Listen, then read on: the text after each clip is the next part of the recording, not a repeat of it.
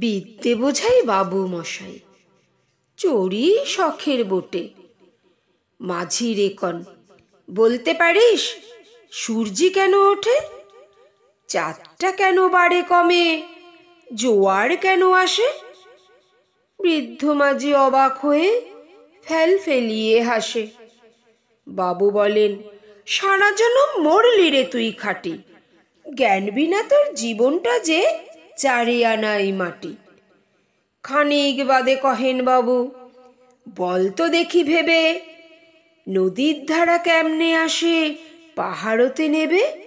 বলতো কেন লবণ পোড়া সাগর ভরা পানি? মাঝি শিকয়, আরে মশাই, অত কি আর জানি? বাবু বলেন, এই বয়সে জানিস নেও তা কি? জীবনটা তো নেহাত খেলো অষ্ট আনাই ফাঁকি। আবার ভেবে কহেন বাবু, বলতো রে বুড়ো, কেন এমন নীল দেখা যায় আকাশের ওই চূড়ো?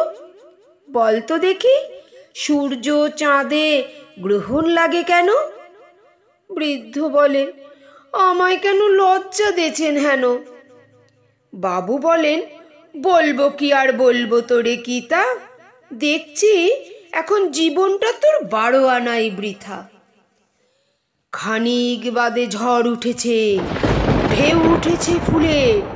বাবু দেখেন নৌকাখানি ডুবলো বুঝি দুলে। মাঝি রেকন, এ কি আপদ! ওরে ও ভাই মাঝি, ডুবলো নাকি নৌকো এবার? মরবো নাকি আজি? মাঝি সুদায়, সাঁতার জানো? মাথা নাড়েন বাবু। মূর্খ মাঝি বলে, মশাই এখন কেন কাবু?